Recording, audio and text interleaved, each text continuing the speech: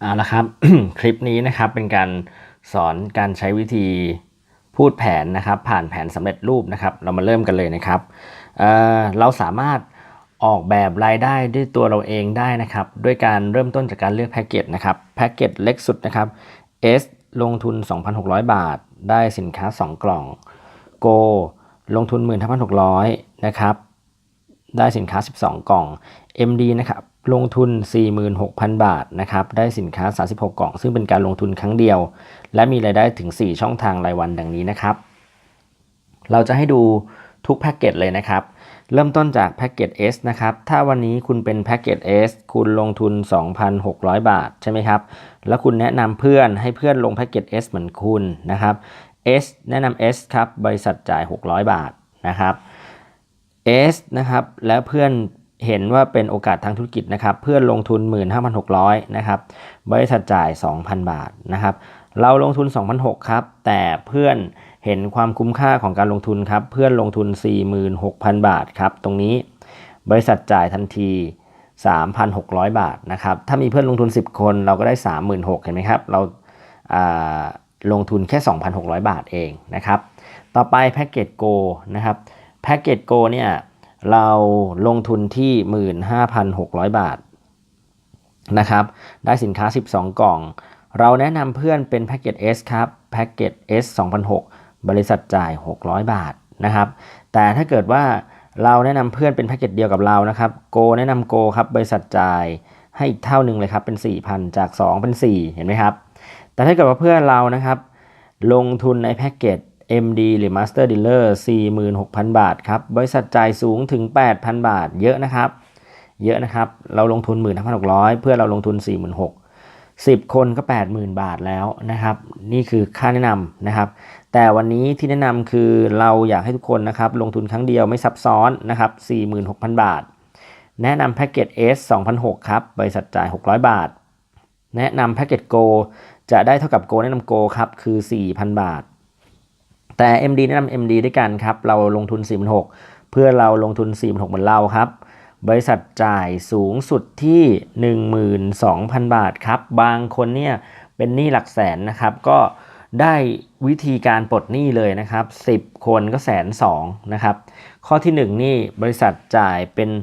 รายวินาทีนะครับคือ e-commerce ทำเสร็จปุ๊บเบิกใช้ได้เลยนะครับรายวินาทีการเป็น MD แนะนำ MD ได้ 12,000 ไม่พอครับการเป็น MD จะได้ข้อ2ด้วยครับเราเรียกว่าส่วนต่างค่าแนะนำจ่ายเฉพาะแพ็กเกจ MD เท่านั้นครับเรามาดูรายละเอียดกันนะครับวันนี้ครับเราเป็นแพ็กเกจ MD ลงทุน 46,000 บาทถูกไหมครับและเราแนะนำน้อง1คนเป็น S ครับแบบนี้บริษัทจะจ่ายเราเท่าไหร่ครับ600 บาทนี่ครับ MD แนะนำ S ได้600เห็นไหมครับ MD แนะนำ S ได้600คราวนี้ครับน้องคนนี้ครับมีเพื่อนนะครับน้องก็ไปเปิด2คนครับ1คน2คนนะครับดูทีละคนครับ S แนะนำ G บริษัทจ่ายเท่าไหร่ครับ S แนะนำ G บริษัทจ่าย 2,000 บาทเห็นไหมฮะ S แนะนำ G บริษัทจ่าย 2,000 บาทแต่ G ครับบริษัทจ่ายสูงสุดที่ 4,000 บาทเห็นไหมครับฉะนั้นครับจะมี pass up bonus ครับขึ้นมาที่เรา 2,000 บาทเห็นไหมฮะไม่น้อยนะครับในขณะเดียวกันครับ S ไปแนะนำเพื่อนอีกคนหนึ่งเป็น MD ครับ S แนะนำ MD บริษัทจ่าย 3,600 บาทเห็นไหมครับนี่บริษัทจ่าย 3,600 บาทถูกไหมครับแต่ MD ครับบริษัทจ่ายสูงสุดที่ 12,000 บาทครับฉะนั้นครับส่วนต่างค่าแนะนำครับ 12,000 บาทจ่ายไปแล้ว 3,600 แปลว่ามี pass up bonus ขึ้นมาที่เราเท่าไหร่ครับ 8,400 บาทนะครับข้อ2เนี่ยครับทำให้เห็นถึงความคุ้มค่าของการลงทุนครั้งเดียวอย่างไรครับเราเปิดน้องมา1คนนะครับน้องไปทำงานแนะนำเพื่อน2คนครับน้องได้ 2,000 บวก 3,600 น้องไปทำงานน้องได้ 5,600 ครับแต่เราลงทุนครั้งเดียวครับเรามี pass up ขึ้นมา 2,000 และ 8,400 ครับบวกกันแล้วได้ 10,000 กับอีก 400 บาทเห็นไหมครับเราไม่ได้ไปครับแต่ว่าเราลงทุนชัดเจนกว่านี่นะครับเท่านี้ยังไม่พอครับข้อ2ครับยังเป็นรายจ่ายรายรับแบบวินาทีเหมือนข้อ1เช่นเดียวกันรายวินาทีครับยังมาที่ข้อ3ด้วยครับนี่ข้อ3จ่ายเป็นรายวินาทีเช่นเดียวกันนะครับ คือค่าคีย์สมัครออนไลน์ครับบริษัทจ่ายค่าคีย์ให้เฉพาะแพ็กเกจ Master Dealer หรือ MD เท่านั้นครับตรงนี้เนี่ยเราไม่มีสาขานะครับฉะนั้นภาระหน้าที่ก็จะเป็นหน้าที่ของ MD ครับในการสมัครสมาชิกเข้าสู่ระบบธุรกิจครับสมัคร S เข้าระบบครับบริษัทจ่าย80 บาทสมัคร G เข้าระบบครับบริษัทจ่าย500 บาทสมัคร MD เข้าระบบครับบริษัทจ่าย 1,500 บาทเห็นไหมครับบริษัทจ่ายเป็นรายวินาที3ข้อนะครับผมและข้อสุดท้ายครับบอกเลยว่าข้อนี้คือรายได้สูงสุดเลยนะครับของธุรกิจนี้ครับเขาเรียกว่าค่าบริหารทีมนะครับหรือว่าค่าจับคู่ที่เรารู้จักกันนะครับในแพ็กเกจ S กับ G เนี่ยจะได้คู่ละ300 บาทเห็นไหมครับแต่แพ็กเกจ S เนี่ยจะอั้นที่ไม่เกิน 5,000 บาทต่อวันเกินไปไหนครับถ้าเกินบริษัทตัดทิ้งครับบริษัท G แพ็กเกจ G ครับลงทุน 15,600 ได้ค่าจับคู่300 บาทต่อคู่แต่อั้นครับที่ไม่เกิน 40,000 บาทต่อวันครับส่วนแพ็กเกจ MD ครับ340 บาทต่อคู่รายวัน Infinity Infinity เลยนะครับดูตัวอย่างเขียนตัวอย่างให้ดูก่อนนะครับสมมุติว่าวันนี้ครับเรานะครับเราลงทุนในแพ็กเกจ MD หรือ Master Dealer ครับเราแนะนำตรงซ้าย 1S ขวา 1S แบบนี้นะครับ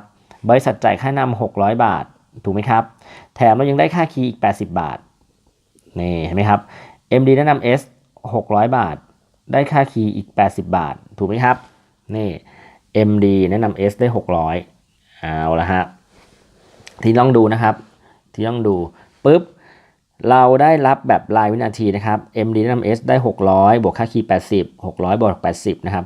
หลังเที่ยงคืนครับต้องขอใช้คำว่าหลังเที่ยงคืนนะครับ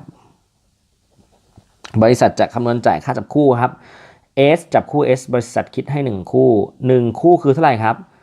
340 บาทเรารับหลังเที่ยงคืนแบบนี้ครับวันถัดมาครับอันนี้สมมุติให้ดูนะครับว่าเราไม่ได้เป็นคนไปหาเองนะครับเพราะว่า S คนนี้เขาก็ไปทำงานต่อเลยทันทีนะครับ S แนะนำ Go นี่นะฮะ S แนะนำ Go คนนี้แนะนำมา1 Go คนนี้แนะนำมา1 Go ครับค่าแนะนำนะครับ S ก็ได้ไปตรงนี้เราได้plus up อีก 2,000 ด้วยเห็นไหมครับ S แนะนำ Go เราได้ plus up 2,000ไม่ต้องพูดถึงตรงนี้แล้วกัน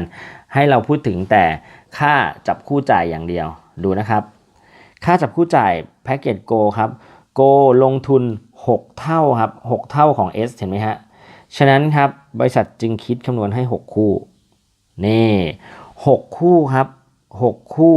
เมื่อคูณคู่ละ340 บาทครับหลังเที่ยงคืนเราจะรับเงิน 2,040 บาทนั่นแบบนี้นะครับและต่อไปครับแพ็กเกจ MD ซึ่งเป็น MD ที่ไม่ได้มาจากการที่เราเป็นคนไปหาครับมาจากการที่ G คนนี้ไปหาครับ G แนะนำ MD ครับ G แนะนำ MD pass up ได้แน่นอนอยู่แล้วครับ 4,000 บาทแต่ว่าตรงนี้จะให้ดูค่าจับคู่ครับ G แนะนำ MD ซ้าย1 MD ขวา1 MD ครับบริษัทคิดให้เราเท่าไหร่ครับ18คู่18คูณ340 บาทครับหลังเที่ยงคืนเรารับ 6,120 บาทในกรณีที่ค่าจับคู่ครับมาซ้ายมาขวามาไม่เท่ากันนะครับยกตัวอย่างให้ดูซ้ายมา50ขวามา30นะครับซ้ายมา50ขวามา30แบบนี้ครับบริษัทจะตัดจ่ายที่ข้างเล็กก่อนก็คือข้างอ่อนก่อนครับเท่ากับ340 บาทคูณ30ครับหลังเที่ยงคืนเรารับ 1,200 บาทเหลืออีก20ถูกไหมฮะ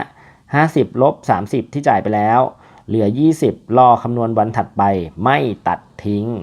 นี่คือความยุติธรรมของบริษัทนี้นะครับทีนี้มาดูนะครับข้อถัดไปนะครับเรากำลังพูดถึงการจ่ายเงินนะครับรายได้ทุกช่องทางครับไม่ว่าจะเป็นข้อ1ข้อ2ข้อ3ข้อ4ครับทุกช่องทางเลยนะครับเราคิดเป็น 100% นี่นะครับรายได้ทุกช่องทางคิดเป็น 100% ครับ 80% ครับเป็นเงินสดเบิกใช้ได้เลยเป็นเงินสดเบิกใช้ทันทีนะครับตรงนี้รับรองว่าหลายๆคนที่เข้าสู่ธุรกิจนะครับได้ใช้แล้วด้วยตรงนี้จริงๆแล้วมีอีก 3% นะครับเป็นภาษีหักหน้าที่จ่ายนะครับเราเป็นบริษัทถูกกฎหมายตรงนี้ก็ทำงานร่วมกับสรรพากรด้วยนะครับคราวนี้ครับผมแล้วอีก 20% เขาเอาของเราไปไหนครับเนี่ยคือเงินของเราครับนี่คือเงินของเราแต่บริษัทจะรับหน้าที่ในการบริหารจัดการค่าขนส่งสินค้าครับนี่แหละครับที่เขาเรียกว่า e-commerce นะฮะ e-commerce คือ เราสามารถจบทุกดีลได้บนมือถือของเรานะครับภาระหน้าที่ของการบริหารจัดการด้านการขนส่งปล่อยให้เป็นเรื่องของบริษัทดีลกับพาร์ทเนอร์ไปนะครับและส่วนเกินนะครับส่วนเกินจากค่าขนส่งครับเราสามารถคลิกกินฟรีได้ครับตรงนี้เรียกว่าการรักษายอดแบบออโต้ชิปนั่นเองนะครับยกตัวอย่างเช่นคุณมีรายได้100,000นะครับรับเงินสดไปประมาณ 80,000 เงินสดอีก 20,000ครับเงินอีก 20,000คุณไม่ได้จ่ายในค่าขนส่งแน่นอนครับเยอะขนาดนี้นะครับคุณสามารถดึงออกมาเป็นสินค้าได้ครับดึงออกมาเป็นสินค้าได้เป็นไฟโต้ SC เป็นโซจังเป็นอะไรอย่างนี้นะครับได้สบายๆและทั้งหมดเนี่ยนะครับก็คือแผนการจ่ายผลตอบแทนนะครับแบบคร่าวๆนะครับแล้วคิดว่าจริงๆเนี่ยแบบละเอียดก็มีเท่านี้แหละครับเพราะบริษัทก็จ่ายอยู่ประมาณนี้นะครับข้อ1ข้อ2ข้อ3ข้อ4นะครับถ้าคุณเป็นแพ็กเกจ MD คุณรับเต็มเลยนะครับแต่ถ้าคุณเป็น S กับ G คุณจะได้แค่ค่าแนะนำและค่าจับคู่เท่านั้นมาถึงตรงนี้แล้วคุณคิดว่าแพ็กเกจใดน่าลงทุนที่สุดครับและได้เงินเยอะที่สุดครับผมแน่นอนครับ Master Dealer หรือ MD นั่นเองครับ